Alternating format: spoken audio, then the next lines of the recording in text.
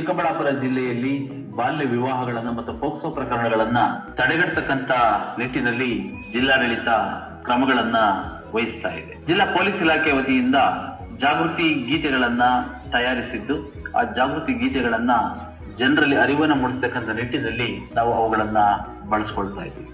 18 ವರ್ಷಕ್ಕಿಂತ ಕೆಳಗಿನ ವಯಸ್ಸಿನ ಹೆಣ್ಣು ಮಕ್ಕಳು ಮತ್ತು 21 ವರ್ಷಕ್ಕಿಂತ ಕಡಿಮೆ ವಯಸ್ಸುಳ್ಳ ಗಂಡು ಮಕ್ಕಳು ಮದುವೆ ಮಾಡಿಕೊಳ್ಳುವುದು ಅಪರಾಧ. ಹಾಗಾಗಿ ಈ ಕಡಿಮೆ ವಯಸ್ಸಿನ ಹಂತದಲ್ಲಿ ಮದುವೆ ಮಾಡಿಕೊಳ್ಳೋದ್ರಿಂದ ಪೋಕ್ಸೋ ಪ್ರಕರಣಕ್ಕೆ ಕೇಸನ್ನ ದಾಖಲು ಮಾಡಬೇಕಾಗುತ್ತೆ. ಬಾಲ್ಯ ವಿವಾಹದಿಂದಲೂ ಕೂಡ ಹಲವಾರು ದುಷ್ಪರಿಣಾಮಗಳು ಉಂಟಾಗ್ತಕ್ಕಂಥದ್ದನ್ನ ನಾವು ಕಾಣ್ತಾ ಇದ್ದೀವಿ.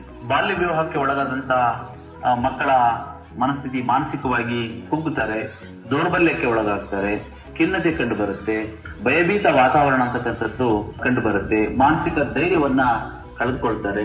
ಹಾಗೇನೆ ಶಾಲೆ ಬಿಡ್ತಕ್ಕಂತಹ ಮಕ್ಕಳ ಸಂಖ್ಯೆನೂ ಕೂಡ ಏನಾಗುತ್ತೆ, ಹೆಚ್ಚಾಗಿ ಅನಕ್ಷರತೆಗೆ ಒಳಗಾಗ್ತಕ್ಕಂತ ಪರಿಸರ ಉಂಟಾಗುತ್ತೆ.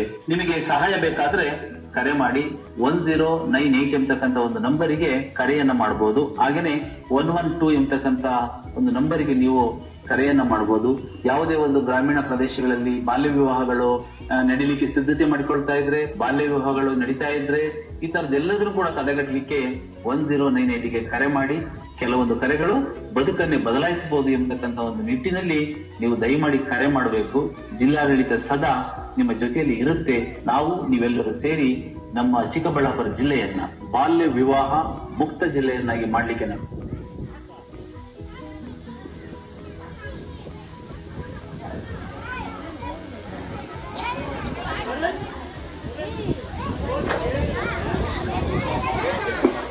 ಈಗ ಅನಾಥ ಬಾಲಕನ ಕತೆ 6ನೇ ತರಗತಿ ವಿದ್ಯಾರ್ಥಿಗಳಿಂದ ಪ್ರದರ್ಶನ.